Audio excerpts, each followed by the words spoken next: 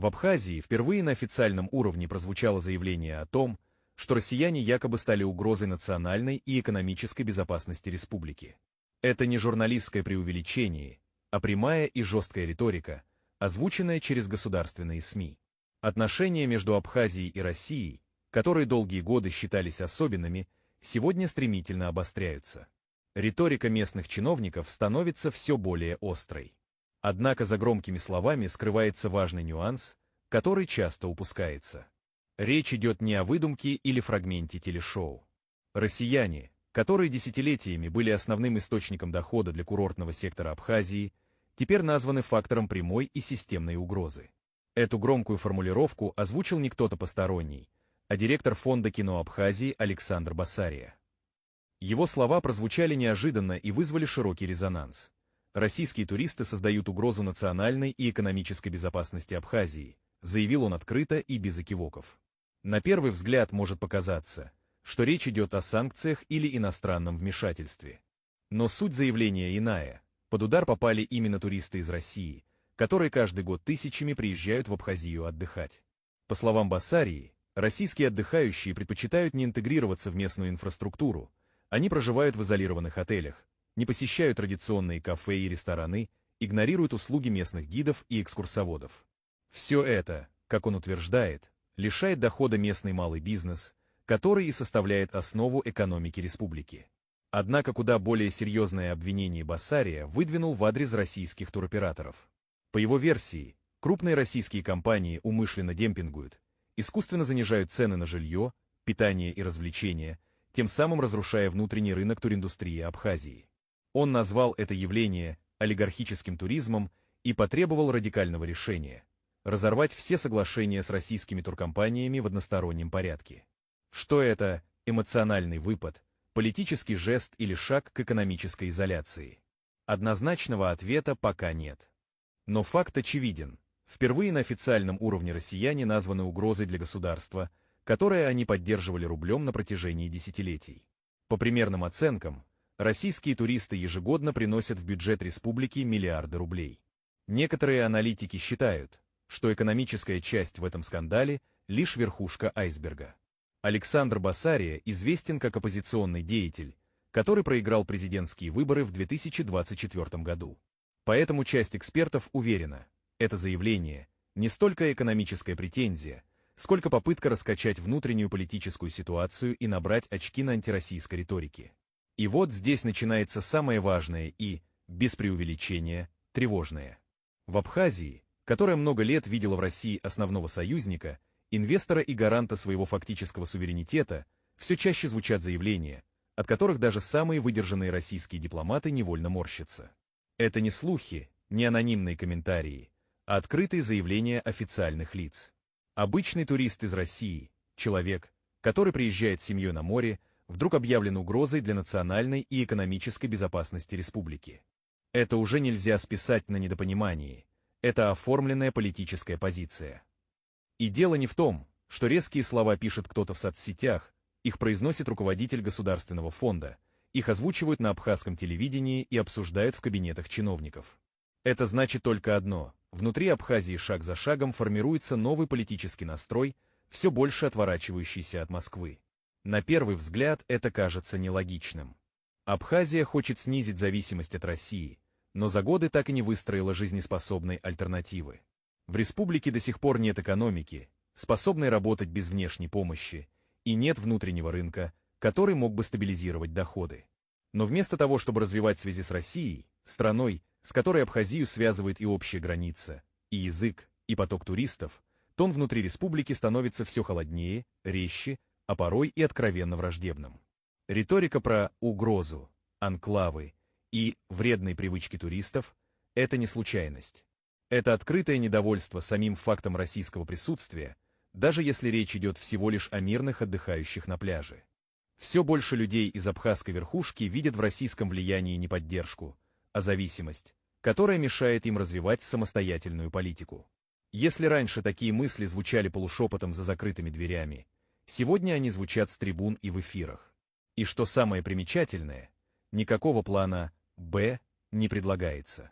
Ни в сторону Грузии, ни в сторону Турции, ни в сторону альтернативных союзников за эти годы не выстроены прочные экономические или политические связи. Звучит все так же: Россия нам больше не подходит, туристы не те, деньги не нужны. Это эмоциональный протест, похожий на демонстрацию подросткового упрямства, за которым нет ясной дорожной карты. Вот в этом и кроется главная суть. На самом деле речь не о туристах, речь о раздражении самой России, экономически, политически и даже символически.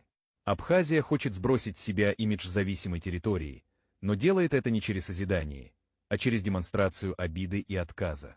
Не везите к нам бедных, но и сами не приезжайте. Не демпингуйте, но и не вмешивайтесь. Россия все чаще выглядит в глазах абхазской элиты как неловкий родственник. Без него тяжело, но с ним еще сложнее. На этом фоне разговоры о туристах с дошираками уже звучат не как случайный пиар-ход, а как целый сигнал о том, что для россиян здесь больше не предусматривается роль полноценного партнера, только безмольного кошелька. Но и эта схема трещит по швам. Отток туристов уже начался. Недоверие растет. Люди не хотят ехать туда, где их открыто выставляют лишними. Да, сегодня в республике нет богатого европейского потока, нет крупных турецких или арабских инвесторов, нет китайских чартеров, но и россияне все больше чувствуют себя чужими. Абхазия, несмотря на частые антироссийские лозунги, до сих пор критически зависит от поставок ресурсов и денег из России. И 2025 год не исключение. Несмотря на резкие заявления и упреки в адрес Москвы, уже в августе республика начнет снова закупать российскую электроэнергию, чтобы не замерзнуть зимой.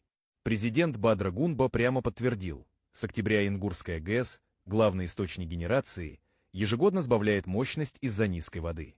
Чтобы не дойти до аварийных отключений, власти заранее согласовали импорт электричества из России по льготным ночным и выходным тарифам, которые почти вдвое дешевле, чем экстренные зимние закупки. Дефицит энергии для Абхазии – хронический вызов. С момента криптовалютного бума в 2020 году ситуация ухудшилась, потребление выросло в разы, а собственная генерация не справляется. Местная ГЭС не выдерживает пиков, и каждое лето республика закупает дополнительные объемы из России, чтобы не оставаться без света зимой. Власти снова обсуждают установку счетчиков, восстановление малых гидроузлов и сокращение неэффективного расхода, но без российского электричества эти меры не спасают.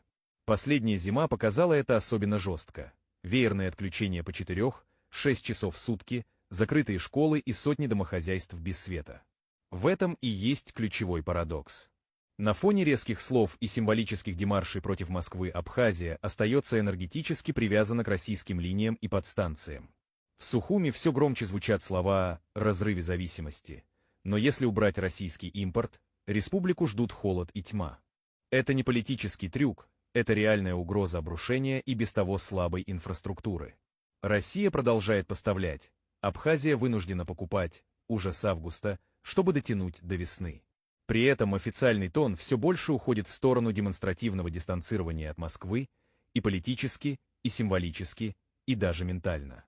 В стране, где еще вчера российский турист был буквально источником жизни для малого бизнеса, сегодня его записывают в угрозы. Россия перестает быть надежной опорой и превращается в раздражающий фактор. Это не оговорка и не временная эмоция, это смена курса, которая может стать исторической. На фоне всей этой риторики республика по-прежнему зависит от российских денег, российского турпотока и российской энергетики. Абхазия сегодня все громче критикует Москву и в то же время протягивает руку за электричеством, деньгами и вниманием. В этом и кроется главное противоречие. Его уже невозможно игнорировать, потому что оно напрямую бьет и по курортному сезону, и по имиджу, и по перспективам самой республики. Если курс не изменится, отток туристов, охлаждение отношений с Россией и рост внутренней напряженности станут не временным явлением, а устойчивой реальностью. Абхазия рискует отвернуться от единственного крупного партнера, так и не построив ни одного нового моста взамен. А если старые связи оборвутся полностью, пути назад может уже не быть. Внутри Абхазии все чаще звучат слова, о которых еще недавно говорили только шепотом: усталость от роли загородного пляжа для российских туристов, раздражение от постоянной финансовой зависимости, от модели «вы платите, мы обслуживаем». Недовольство превратилось в официальную линию, а обида стала способом разговора. И пусть в Москве кто-то старается этого не замечать, сигналы звучат все яснее. Абхазия все меньше хочет оставаться ведомой и подчиненной. Это уже не просто жесткие слова, это открытая демонстрация дистанцирования. Да, республика по-прежнему зависит от поставок из России, электроэнергии, топлива, туристов, но разве это повод требовать молчаливого согласия? Абхазия сегодня говорит прямо: да, туристов нам не выбирают, но мы не обязаны принимать всех подряд на любых условиях. Если звучит угроза, значит, недовольство копилось давно, значит, это реальный сигнал, что старые правила перестают работать.